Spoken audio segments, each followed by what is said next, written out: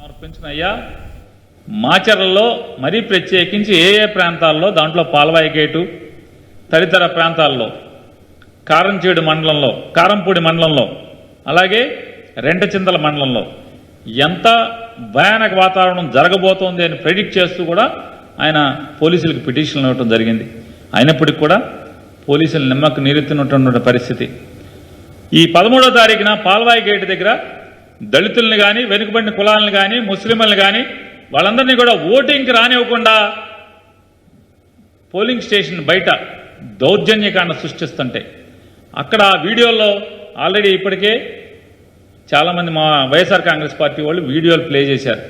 ఆ వీడియోలో పాల్వాయి గేటు బయట జరిగినటువంటి విధ్వంసకాండలో అక్కడ ఒక పోలీస్ ఇన్నోవా ఉంటుంది. ఆ police Innova ACP Supraja, Guntur ACP Supraja గారి ఇన్నోవా అది. ఆవిడ అక్కడే ఆ సంఘటనలో ఉంటారు. ఆవిడ ఎవరిని కూడా చెదరగొట్టరు. మరి పోలీసులు గాల్లోకి ఫైరింగ్ జరపరు, లాఠీ చార్జ్ చేయరు. అక్కడ వైఎస్ఆర్ కాంగ్రెస్ పార్టీ వాళ్ళు ఓటింగ్కి రాకుండా బీభత్సం సృష్టించిన పరిస్థితి టీడీపీ వాళ్ళు చేస్తే పోలీసులు ఏమాత్రం కూడా యాక్షన్ లేకపోగా టీడీపీ వాళ్ళు వైఎస్ఆర్ కాంగ్రెస్ పార్టీ సానుభూతి పరులను కానీ ఓటర్స్ని కానీ కర్రలతో రాడ్డులతో తరిమి కొట్టినా కూడా పోలీసులు అక్కడ ఉన్నటువంటి ప్రత్యక్షంగా వీడియోల్లో సుప్రజ అనేటువంటి పోలీసు అధికారి కారు కూడా అక్కడే ఉంటుంది ఆ వీడియోలో. కానీ ఒక్క పోలీసు ఫైరింగ్ గాల్లో కాల్పులు కానీ లేదా పోలీసులు చెదరగొడతాం కానీ ఈ అల్లరి మూకల్ని విధ్వంసం చేస్తున్న మూకల్ని చెదరగొడతాం కానీ ఒక్కళ్ళు కూడా చెయ్యకపోగా అక్కడ యాక్షన్ ఉండదు, ఎఫ్ఐఆర్ నమోదవదు, కేసు ఉండదు, అరెస్టులు ఉండవు వాళ్ళందరి మీద. అదైపోతే ఆ పాల్వాయి గేట్లో ఆ ధ్వంసం అయిపోయిన తర్వాత 15వ తారీఖున విఆర్ఓ గారు ఏది Palvai gate polling station number 202 presiding officer గారు విఆర్ఓ గారు ఒక రిపోర్ట్ పంపిస్తారు పోలీస్ స్టేషన్కి. ఆ రిపోర్ట్లో ఏమని ఉంటుందంటే గుర్తు తెలియని వ్యక్తులు ఓటింగ్ మెషిన్ని ధ్వంసం చేశారు అని ఉంటుంది. దాంట్లో ఎక్కడా కూడా పిన్నెల్లి రామకృష్ణారెడ్డి ఎమ్మెల్యే వచ్చి ధ్వంసం చేశాడని పోలింగ్ ఆఫీసర్ కానీ ప్రిసైడింగ్ ఆఫీసర్ కానీ లేదా స్థానిక విఆర్ఓ కానీ పాల్వాయి గేట్ విఆర్ఓ కానీ ఎక్కడా మెన్షన్ చేయరు. మరి అక్కడ పోలింగ్ బూత్లో ఉన్న పోలీసులు ఉన్నారు కదా, ఎవరు మాట్లాడరు. ఎవరు కనీసం ఎమ్మెల్యే గారు పాల్గొన్నారని కూడా ఎవరు ఒక్కరోజు కూడా మెన్షన్ చేయలేదు. కనీసం రాతపూర్వకంగా కూడా రిపోర్ట్లో కూడా ఎమ్మెల్యే పేరు లేదు. మరి ఇంకొక ముఖ్యమైన విశేషం అందరూ గమనించాల్సింది, ఏదైతే ఇవాళ పాల్వాయి గేటులో పోలింగ్ స్టేషన్ నెంబర్ 202లో ఎమ్మెల్యే పిన్నెల్లి రామకృష్ణారెడ్డి గారు పోలింగ్ మెషిన్ ఏదో ధ్వంసం చేశారని చెప్పని ఇవాళ పేపర్లు టీవీలు అల్లరి చేస్తున్నాయో అక్కడ పోలింగ్ ఏమన్నా ఆగిందా? ఒక్క గంట పాటు ఏమన్నా పోలింగ్ ఆగిందా? నమోదు అవ్వాలి కదా, పోలింగ్ ఆఫీసరు పోలీసులు రికార్డ్ చేయాలి కదా. ఇదిగో ఇన్ని గంటల నుంచి ఇన్ని గంటల వరకు పోలింగ్ ఆగిపోయింది. ఆగిందా? నమోదయ్యిందా? రికార్డ్ అవ్వాలి కదా. లాగ్బుక్లో ఉదయం 7 గంటల నుంచి సాయంత్రం పోలింగ్ మూసే వరకు, అది రాత్రి అవని 5 గంటలకు అవని, అది 6 గంటలకు అవని, లేదా 7 గంటలకు అవని, 8 గంటలకు అవని, చివరి ఓటర్ ఓటేసేంత వరకు కూడా ఏదన్నా సంఘటన జరిగితే పోలింగ్ మెషిన్ పనిచేయటం ఆగిపోతే రిపేర్ వచ్చినా రాయాలి కదా. రాశారా? ధ్వంసమైన పోలింగ్ ఆగిపోయింది అంటే పోలింగ్ ఆగలేదు, పోలింగ్ ప్రక్రియ ఆగలేదు, పోలింగ్ శుభ్రంగా జరిగింది. 15వ తారీఖున ఎఫ్ఐఆర్ కడతారు. 15వ తారీఖున ఎఫ్ఐఆర్ ఎవరి ద్వారా ఏమని కడతారు?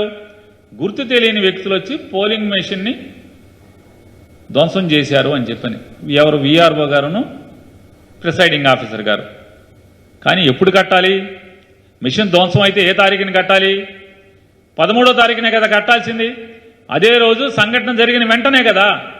రూట్ ఆఫీసర్ ఏమయ్యాడు? రూట్ ఆఫీసర్ రావాలి కదా. ధ్వంసం అవగానే ప్రిసైడింగ్ ఆఫీసర్ రూట్ ఆఫీసర్కి ఆర్ఓకి కంప్లైంట్ చేయాలి కదా. జిల్లా ఎన్నికల అధికారి కంప్లైంట్ చేయాలి కదా. వెంటనే పోలీసు రావాలి కదా, ఎస్పీ రావాలి కదా. ఎవరూ రారు, ఎవరి దగ్గర రికార్డ్ అవ్వదు, ఎవరి దగ్గర రిజిస్టర్ అవ్వదు. కనీసం 13వ తారీఖు ఎఫ్ఐఆర్ కూడా అవ్వదు, కంప్లైంట్ ఉండదు 13వ తారీఖు. మరి ఎమ్మెల్యే నిజంగా ధ్వంసం చేస్తే మరి 13వ తారీఖున ఎఫ్ఐఆర్ ఎందుకు కట్టలేదు, ఎందుకు రిపోర్ట్ చేయలేదు? పోలింగ్ ఆగినట్టుగా ఎక్కడా కూడా మీ లాగ్ బుక్లో, ఆ ప్రిసైడింగ్ ఆఫీసర్ లాగ్ బుక్లో ఎందుకని నోట్ చేసుకోలేదు? పోనీ టీడీపీ ఏజెంట్లు ఏమన్నా కంప్లైంట్ చేశారా? రాతపూర్వకమైన కంప్లైంట్ ఉండాలి కదా, దాంట్లో టీడీపీ ఏజెంట్లు ఉన్నారు కదా, లేదు కదా. మరి 13వ తారీఖున ఎఫ్ఐఆర్ ఎందుకు కట్టలేదు, కంప్లైంట్ ఎందుకు జరగలేదు? జరగకపోగా 15వ తారీఖున ఎఫ్ఐఆర్ కడతారు, దాంట్లో ఎమ్మెల్యే గారి పేరు ఉండదు, పిన్నెల్లి రామకృష్ణారెడ్డి గారి పేరు ఉండదు. 17వ తారీఖున సిట్ కాన్స్టిట్యూట్ అవుద్ది.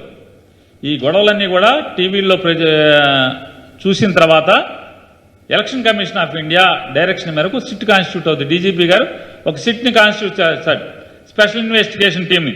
17వ తారీఖే సిట్టు మాచర్ల, అనంతపురం, తిరుపతి అన్ని వెళ్ళిపోతుంది. అక్కడికి క్షుణ్ణంగా అన్ని ఊర్లు వెళ్తారు, గొడవలు జరిగిన అన్ని చోట్ల విచారణ చేస్తారు, క్షుణ్ణంగా అధ్యయనం చేస్తారు. 18వ తారీఖున సిట్ వచ్చి మాచర్ల వెళ్ళొచ్చి డీజీపీ గారికి ఒక రిపోర్ట్ కూడా ఇస్తారు. ఎక్కడా వీటిలో 13వ తారీఖున ఇన్సిడెంట్ రోజు ఎఫ్ఐఆర్ అవ్వదు. 15వ తారీఖు ఏమో ప్రిసైడింగ్ ఆఫీసర్ తాపీగా ఏదో చుట్టాలింటికి పెళ్లికి వెళ్ళి వచ్చినట్టుగా ఆ రోజు కంప్లైంట్ ఇచ్చాడంటారు, వీఆర్ఓ ఇచ్చాడంటారు. దాంట్లో గుర్తు తెలియని వ్యక్తులు అంటారు. అంటే ఎమ్మెల్యే ఎవడో తెలీదా? వీఆర్ఓకి ఎమ్మెల్యే ఎవడో తెలీదా? ప్రిసైడింగ్ ఆఫీసర్కి ఎమ్మెల్యే ఎవడో తెలీదా? నిజంగా మరి బదలు కొట్టుంటే మరి ఎమ్మెల్యే పేరు ఉండదు. 17వ తారీఖు సిట్ వెళ్ళింది కదా, మరి ఐపీఎస్ ఆఫీసర్లేగా ఏదోటి అక్కడ ఏం జరిగిందో పగలేద్దామనే కదా వెళ్ళారు. మరి ఎమ్మెల్యే వీళ్ళు సిట్ వెళ్తే ఎమ్మెల్యే పేరు ఏమన్నా దాంట్లో జరిగింది ఎవరన్నా చెప్పారా? కొన్ని సిట్టోళ్ళు వచ్చి 18వ తారీఖున డీజీపీకి ఇచ్చినట్టు దాంట్లో ఇట్లా ఎమ్మెల్యే మెషిన్ బాధ కొట్టాడండి అని చెప్పిన ఎప్పుడు ఆ దాంట్లో చెప్పారా? మీడియాకి కూడా మీ అందరికీ కూడా సిట్ వాళ్ళు మీకు ఒక ఇది ఇచ్చారు. వాళ్ళు గమనించినటువంటి డీజీపీకి ఇచ్చినటువంటి ప్రిలిమినరీ రిపోర్ట్లో ఏమేమి అంశాలు ఉన్నాయో మీకు ఇచ్చారు.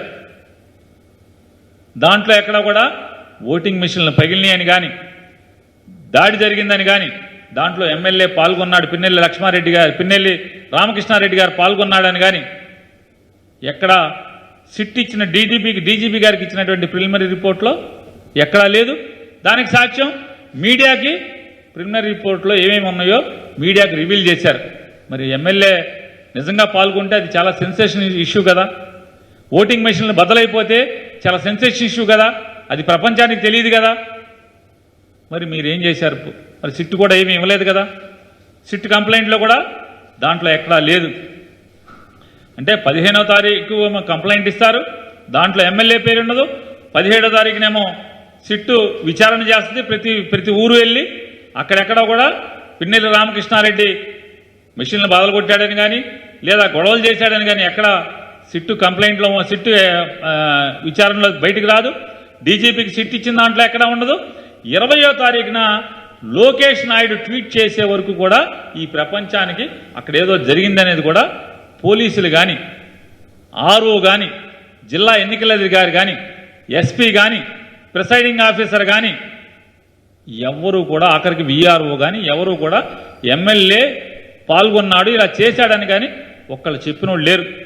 20వ తారీఖున లోకేష్ ట్వీట్ చేస్తాడు, ఆ వీడియో ఎక్కడదో మనకు తెలియదు. ట్వీట్ చేయగానే 21వ తారీఖున ఎంత ఎలక్షన్ కమిషన్ ఆఫ్ ఇండియా కూడా ఎంత దుర్మార్గంగా ఉంటుంది చూడండి. ఎలక్షన్ కమిషన్ ఆఫ్ ఇండియా సాక్షాత్తు వాళ్ళు ఏం చేయాలి? లోకేష్ ట్వీట్ కనుక వీడియో చేస్తే వెంటనే ఏం చేయాలి? లోకేష్కి ఒక నోటీస్ ఇవ్వాలి. అలాగే సిఇఓ ఆఫ్ ఆంధ్రప్రదేశ్ కూడా, chief electoral officer of Andhra Pradesh కూడా, ఎరా బాబు ఏంటి ఇది జరిగిందా, ఏ ఊళ్ళో జరిగింది, ఆ జరిగినోడు ఎవడాడు, లోకేష్ ట్వీట్ చేసిన వీడియోలో ఆ మెషిన్ బద్దలు కొట్టినోడు ఎవడు, ఇది నిజంగా జరిగిందా, జరిగితే నువ్వేం చేస్తున్నావు ఇప్పుడు దాకా మాకెందుకు చెప్పలేదు, ప్రపంచానికి ఎందుకు చెప్పలేదు, కేసు కట్టావా, ఆ ముద్దాయిని అరెస్ట్ చేశారా, లేకపోతే ఏం చేశారు అనేది కూడా కనీసం విచారించకుండా 21వ తారీఖున ఎలక్షన్ కమిషన్ ఆఫ్ ఇండియా, ఎంత బరి తెగింపో చూడండి ఎలక్షన్ కమిషన్ ఆఫ్ ఇండియాది. వెంటనే రాస్తాడు, ఆ సంఘటన జరిగిన ఎమ్మెల్యేని ఎఫ్ఐఆర్ కట్టారా? అతను ఎమ్మెల్యేని ఎవడు చెప్పాడు? నువ్వు అడిగావా? నీకు సీఈఓ కదా, ముక్కు చెవు కళ్ళు అన్నీ కూడా సీఈఓ కాదా? లేదా జిల్లా ఎన్నికల అధికారి కదా, లేదా డీజీపీ కదా? వాళ్ళు ఎవరిని అడగవు. వెంటనే ఆ మెషిన్ బదలు కొట్టిన దాంట్లో ఎమ్మెల్యే మీద కేసు కట్టారా? కేసు కడితే అరెస్ట్ చేశారా? అరెస్ట్ చేయకపోతే తక్షణం అరెస్ట్ చేయండి, లోపలేండి సెల్లో అని ఆదరాబాదరాగా సంతకం పెట్టి election commission of India direction ఇస్తుంది. జిల్లా జడ్జికి, హైకోర్టు జడ్జికి అటువంటి అధికారం లేదే. సాక్షాత్తు జిల్లా జడ్జికి, హైకోర్టు జడ్జికి కూడా అటువంటి అధికారం లేదే. ఏం చేయాలి? పోలీసులకు ఆదేశాలు ఇవ్వాలి. ఏంటి వీడియో ఎక్కడిది? ఆ వీడియో సంఘటన జరిగిందా? జరిగితే విచారణ చేసి దాంట్లో ముద్దాయిలందరినీ కూడా చర్యలు తీసుకోండి అని కదా నువ్వు ఇవ్వాల్సింది ఎలక్షన్ కమిషన్ ఆఫ్ ఇండియా. లేదు, టకా టకా టకా టకా అంటే ప్రిఫిక్స్ మైండ్. మరి ఎలక్షన్ బూత్లో అల్లర్లు జరిగితే ఆ సెక్షన్లకి వర్తించేటువంటి నేరానికి శిక్ష ఎంత పడుతుంది? శిక్షాకాలం, శిక్షగా ఎంత అర్హత? 7 సంవత్సరాల లోపు. అంటే 7 సంవత్సరాల లోపు సుప్రీంకోర్టు ఆల్రెడీ డైరెక్షన్ ఇచ్చింది కదా. 7 సంవత్సరాల లోపు కనుక శిక్షార్హం ఏంటంటే నేరంలో ఎవరన్నా ముద్దాయిగా ఉంటే 41A నోటీస్ ఇచ్చేసి వదిలేయాలి, అంతేగాని రిమాండ్ చేయకూడదు అని చెప్పని సుప్రీంకోర్టు డైరెక్షన్ ఉంది కదా. మరి నువ్వెట్టా చెప్తావు అరెస్ట్ చేయండి ఆయన లోపలేయమని? అంటే సుప్రీంకోర్టు తీర్పులు కూడా ఎలక్షన్ కమిషన్ ఆఫ్ ఇండియాకి లెక్కలు ఉండవు, లోపల వేసేయాలి. ఏంటో అసలు ఆదరాబాదరా, అంత ఆదరాబాదరాగా అరెస్టు చేసేయాలి, లోపల వేసేయాలి. అసలు కనీసం నేరం జరిగిందా జరగలేదా అనే విచారణ కూడా లేని పరిస్థితి. లేకుండా ఆదరాబాదరాగా ఇచ్చేయమంటాడు.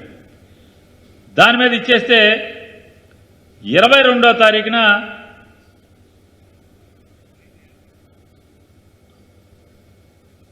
అంటే ఎమ్మెల్యే గారు దాని మీద ఎలక్షన్ కమిషన్ ఆదరాబాదరాగా 21వ తారీఖున ఇవ్వగానే 22వ తారీఖున ఆ సబ్ ఇన్స్పెక్టర్ గారు ఆ పాలవాయి గేటు సంబంధించినటువంటి ఏదైతే ఆ స్టేషను ఆ ఊరు వచ్చేటువంటి ఎస్ఐ గారు, సంబంధిత ఎస్ఐ గారు మెమో ఒకటి ఫైల్ చేస్తాడు 22వ తారీఖున కోర్టులో. ఏమని? 20వ తారీఖు సంతకం పెట్టి 22వ తారీఖున మెమో ఫైల్ చేస్తాడు ఆ కేసులో ఎమ్మెల్యే ముద్దాయని. చూడండి ఎంత విచిత్రం. 23వ తారీఖున హైకోర్టుకి ఎమ్మెల్యే గారు వెళ్తాడు. ఎమ్మెల్యే గారు ఇంకా వేరే ఎమ్మెల్యేలు కూడా, అనంతపురం జిల్లా తాడిపత్రి ఎమ్మెల్యే గారు, అట్లాగే తిరుపతి పోటీ చేసే అభ్యర్థి, అట్లాగే నరసరావుపేట ఎమ్మెల్యే గారు, ఇట్లాంటి వాళ్ళు ఎవరెవరైతే కేసుల్లో ఎమ్మెల్యేలు ఉన్నారో ఈ ఎమ్మెల్యేలు అందరూ కూడా హైకోర్టుకి వెళ్ళారు. హైకోర్టుకి వెళ్ళి ఏమని అడిగారంటే, అయ్యా మేము పోటీ చేశాం కాబట్టి రేపు 4వ తారీఖున కౌంటింగ్ ఉంది కాబట్టి పోలీసులు దురుద్దేశంగా మమ్మల్ని అరెస్ట్ చేసి జైల్లో పెడితే కనుక మాకు న్యాచురల్ జస్టిస్ దెబ్బతింటది కాబట్టి ఎన్నికలు అయ్యే వరకు మాకు ఇంటరిమ్ రిలీఫ్ ఇవ్వండి. మేము పోలింగ్ ఏజెంట్లను పెట్టుకోవడంలో కానీ పోలింగ్ కౌంటింగ్ ప్రక్రియ సక్రమంగా జరుగుతుందో లేదో చూసుకునేటువంటి ప్రాథమిక హక్కు మాకు ఉంది కాబట్టి అభ్యర్థిగా మాకు ఇంటరిమ్ రిలీఫ్ ఇవ్వండి అని చెప్పి ఇట్లాంటి రాష్ట్రంలో ఉన్నటువంటి ఎవరెవరైతే కేసుల్లో ఉన్నారో అందరు ఎమ్మెల్యేలు వెళ్తే కోర్టు ఒక బ్లాంకెట్ ఆర్డర్ ఇచ్చింది. మరీ స్పెసిఫిక్గా మాచర్ల పిన్నెల రామకృష్ణారెడ్డి పేరు ఉదహరించి కూడా అతన్ని 6వ తారీఖు దాకా అరెస్ట్ చేయబాకండి, అతన్ని పోలింగ్ కేంద్రానికి అనుమతించండి, నియోజకవర్గంలోకి ఎమ్మెల్యే వెళ్లకుండా ఇట్లాంటి షరతులు పెట్టి ఇంటరిమ్ రిలీఫ్ ఇచ్చింది. ఇంటరిమ్ రిలీఫ్ ఇచ్చినప్పుడు పిన్నెల రామకృష్ణారెడ్డికి సంబంధించినటువంటి న్యాయవాది ఒకటి వాదించారు. ఎలక్షన్ కమిషన్ ఆఫ్ ఇండియా ఎంత తొత్తరపాటో చూడండి, ఎంత ఏకపక్షంగా వ్యవహరిస్తున్నారో. 41 నోటీస్ అంటే 7 సంవత్సరాల లోపు ఉండేటువంటి క్రైమ్కి కూడా వెంటనే ఎమ్మెల్యే మీద కేసు కట్టండి, ఎమ్మెల్యే మీద కేసు కట్టుకుంటే కనుక వెంటనే అరెస్ట్ చేయండి, అరెస్ట్ చేయకపోతే ఎత్తి లోపలేయండి, జైల్లో వేయండి, ఖచ్చితంగా అరెస్ట్ చేయండి, లోపలేయండి అనే తొందరపాటు వ్యవహారం కనపడుతుంది. సుప్రీంకోర్టులో గతంలో ఆల్రెడీ జడ్జిమెంట్ ఇచ్చింది. 7 సంవత్సరాలు శిక్షార్హమైనటువంటి ఏ నేరంలో అయినా సరే ముద్దాయికి 41A నోటీస్ ఇచ్చి సొంత పూచీకత్తు మీద వారిని వదిలేయాలి అని చెప్పినది సుప్రీంకోర్టు తీర్పుకి భిన్నంగా ఈ ఎలక్షన్ కమిషన్ ఆర్డర్ ఇచ్చిందండి, ఇది ఇన్ రైటింగ్ ఆర్డర్ ఇచ్చింది అని చెప్పని హైకోర్టులో వాదిస్తే అప్పుడు ఆదరాబాదరాగా ఒక్కసారి తుల్లిపడ్డారు ఈ పోలీసులు. మాచర్లలో జరిగిన కేవలం ఒక్క ఘటనను మాత్రమే చాలా పెద్దగా చూపిస్తున్నారు. అక్కడ మిగతా 7 చోట్ల కూడా జరిగాయి. వాటన్నిటిపైన కూడా ఎక్కడ ఎటువంటి న్యూస్ కూడా బయటికి రాలేదు. ఇక్కడ పోలీసులు అలాగే అధికారులు ఏకపక్షంగా వ్యవహరించారని వారి తీరుపై పేర్ని నాని ఫైర్ అయ్యారు.